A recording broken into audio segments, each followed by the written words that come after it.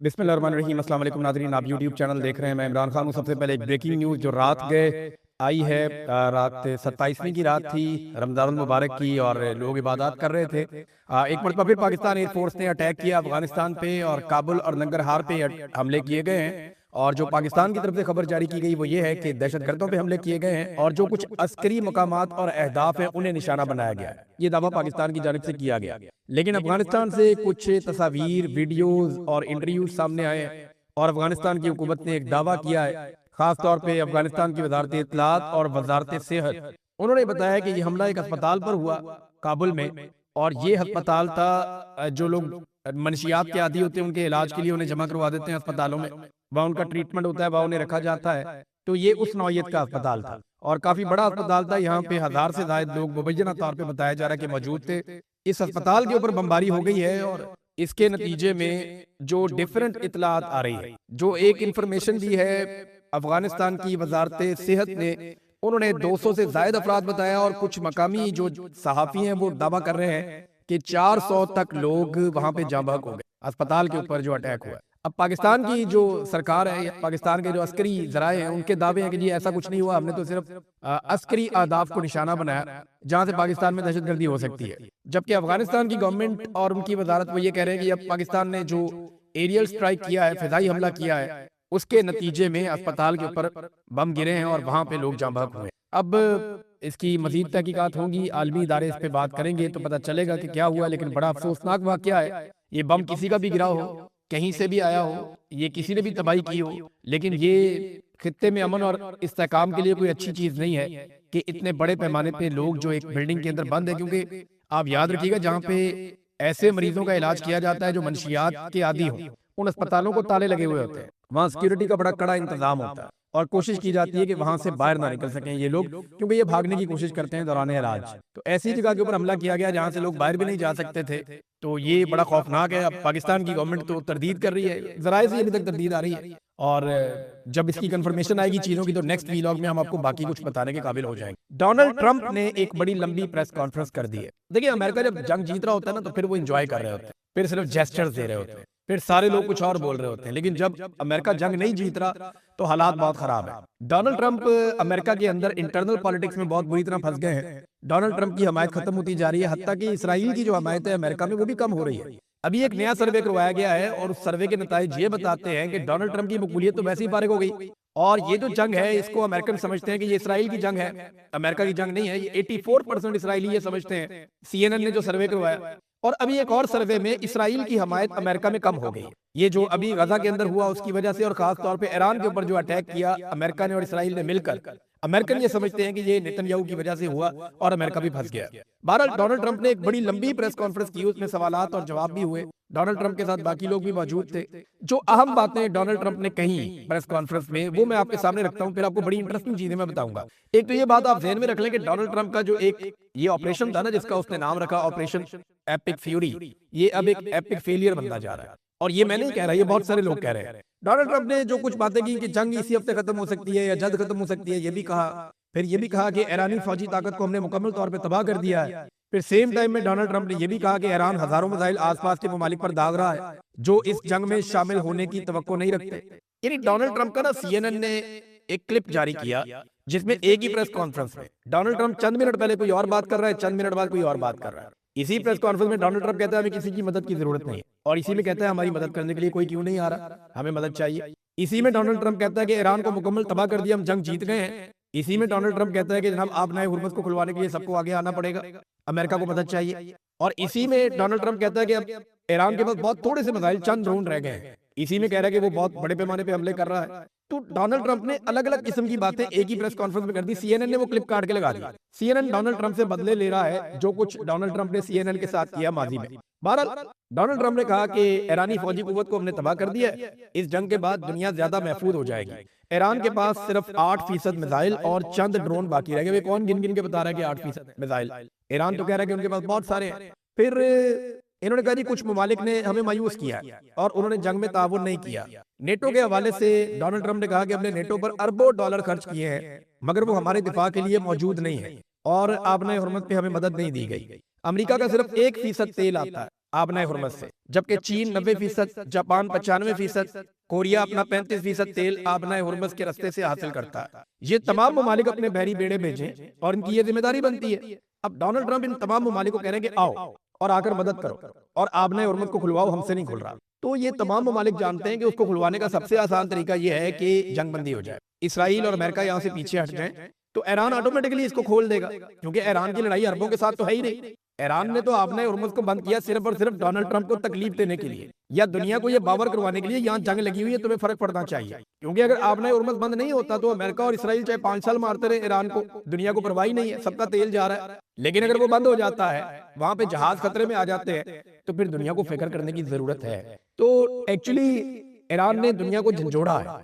اس کے ذریعے سے، اور اس کے ساتھ جو بھی بات کرتا ہے ایران کے ساتھ، جتنے بھی لوگوں کی بات ہوئی ہے، وہ یہی کہتے ہیں ہر ایک کو کہ جناب آپ جنہوں نے ہم پہ حملہ کیا ہوا ہے ان کو روکیں، ہم تو مجبور ہیں۔ وہ کہتے ہیں جی ہماری معیشت متاثر ہو رہی ہے، تو ایرانی کہتے ہیں ہماری 40 سال سے معیشت متاثر ہو رہی ہے، 40 سال سے زائد ہو گئے ہم پہ پابندیاں لگی ہوئی ہیں، ہم کہاں جائیں، ہمارے بارے میں کون سوچے گا۔ تو وہ ایران کے پاس جواب ہے ہر چیز۔ پھر ڈونلڈ ٹرمپ نے برطانیہ سب سے اہم اتحادی ہوا کرتا تھا امریکہ کا، ڈونلڈ ٹرمپ نے برطانیہ سے کہا کہ ہمیں برطانیہ کی ضرورت نہیں ہے، ہم پہلے ہی جنگ جیت چکے۔ کچھ ممالک آبنائے ہرمز کو محفوظ بنانے کے لیے آگے بڑھ رہے ہیں، ان کا نام نہیں لیا ڈونلڈ ٹرمپ نے، کون سے ممالک آگے بڑھ رہے ہیں، کیونکہ ابھی تک جن ممالک کا پتہ چلا، چاہے وہ اٹلی ہے، جرمنی ہے، فرانس ہے، اسپین ہے، بیلجیم ہے، برطانیہ ہے، آسٹریلیا ہے، جاپان ہے، ساؤتھ کوریا ہے اور کینیڈا ہے۔ یہ میں نے 10 ممالک کا نام تو آپ کے سامنے میں نے لے لیا، اور دنیا کے بڑے اور تگڑے ملک ہیں یہ، ان میں تو کوئی اس لڑائی کے اندر نہیں اتر رہا۔ ابھی یونان کے 2 جو ٹینکرز ہیں وہ وہاں سے گزرے، تو یونان اس لڑائی میں کیوں آئے گا؟ ترکی بھی اس لڑائی میں نہیں آئے گا۔ عرب ممالک نے بڑی سمجھداری دکھائی، انہوں نے لڑائی سے اپنے آپ کو دور رکھا۔ اور ہاں، میں آپ کو وہ خبر دے دوں کہ میں نے پچھلے ویلاگ میں آپ سے کہا تھا نا کہ یہ دعویٰ کیا گیا نیو یارک ٹائم کی جانب سے اور اس سے پہلے واشنگٹن پوسٹ کی جانب سے کہ ڈونلڈ ٹرمپ نے جو کچھ بھی ایران کے ساتھ کیا، اس کے پیچھے محمد بن سلمان ڈونلڈ ٹرمپ سے مبینہ طور پہ یہ خبریں چھاپی گئیں کہ وہ کہہ رہے تھے کہ یہ کرو۔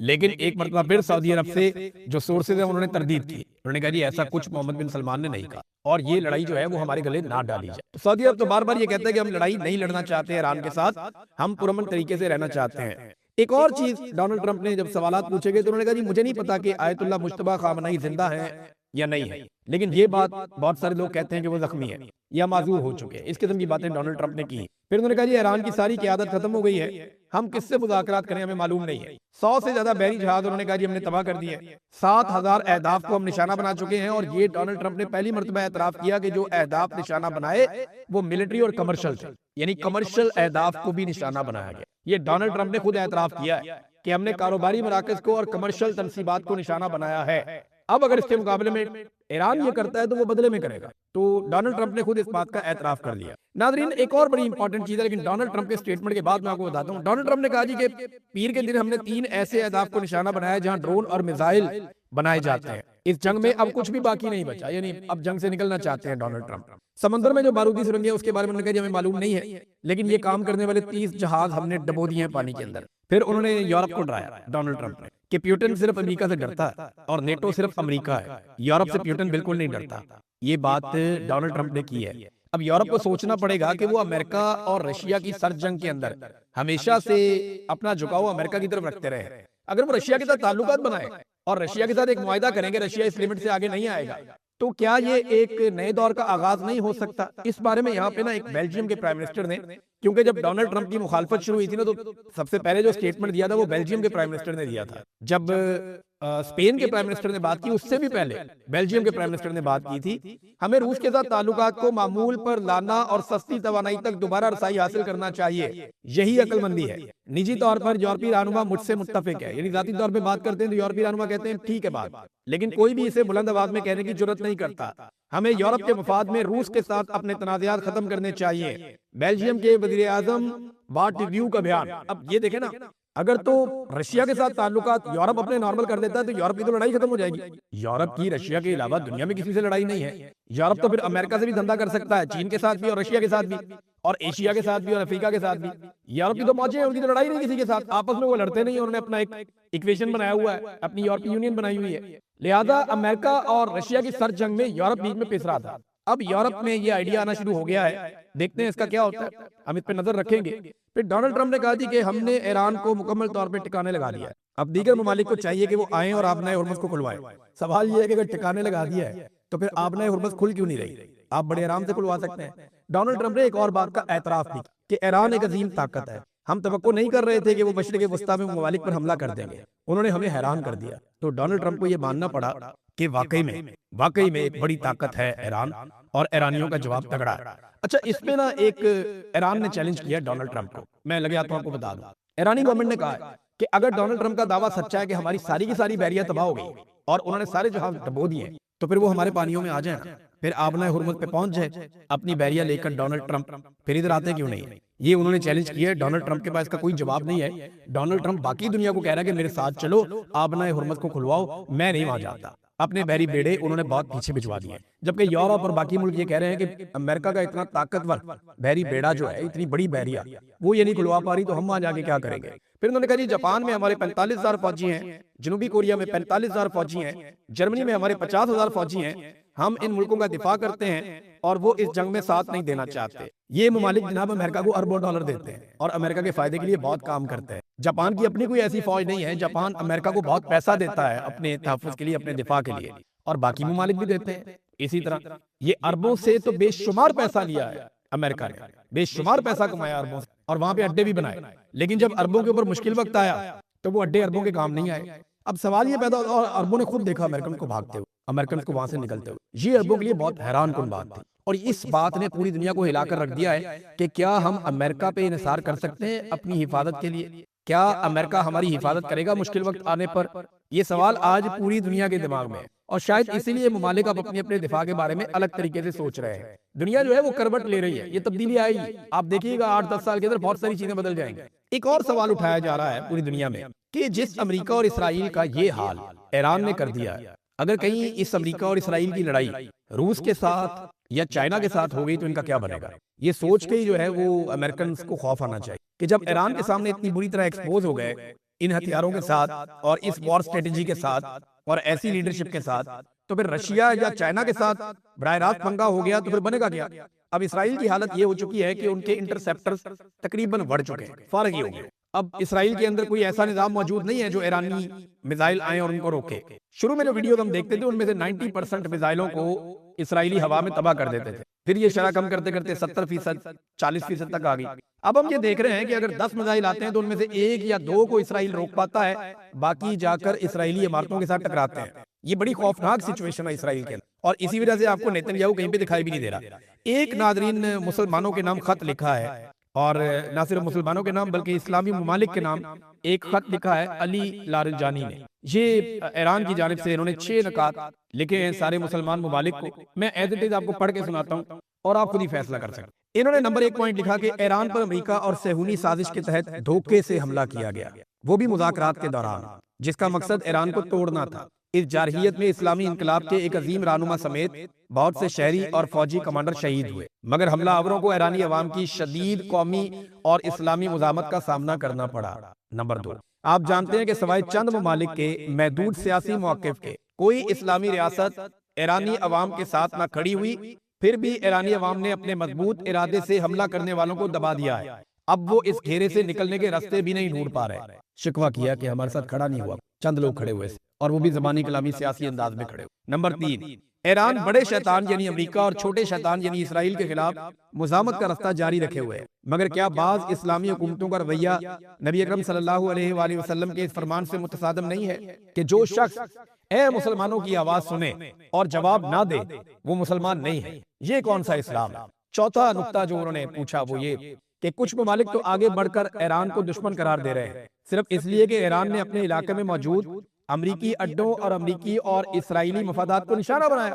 کیا ایران چپ چاپ بیٹھ جائے جب آپ کے ممالک میں امریکی اڈے ایران پر حملوں کے لیے استعمال ہو رہے ہیں؟ یہ محض بہانہ ہے۔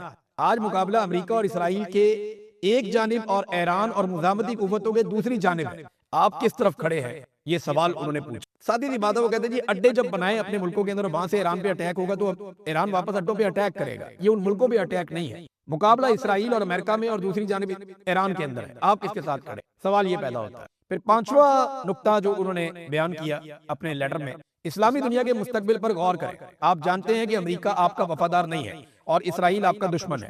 ایک لمحے ٹھہرے، آپ اپنے پر اور خطے کے مستقبل پر غور کریں۔ ایران آپ کے ساتھ مخلص ہے، وہ آپ پر غلبہ نہیں چاہتا، یعنی ایران یہاں قبضہ نہیں کرنا چاہتا، ایران یہاں پہ کوئی ایکسٹینشن نہیں کرنا چاہ رہا، کوئی ایکسپینشن کا پلان نہیں ہے، وہ اسرائیل کا ہے۔ تو یہ ایران نے یہاں پہ کلیئر کیا کہ امریکہ آپ کا وفادار نہیں ہے، ایران غلبہ نہیں چاہتا، ایران آپ کا دوست ہے۔ نمبر 6، اگر امت مسلمہ مکمل طاقت کے ساتھ متحد ہو جائے تو یہ اتحاد تمام اسلامی ممالک کے لیے سلامتی، ترقی اور آزادی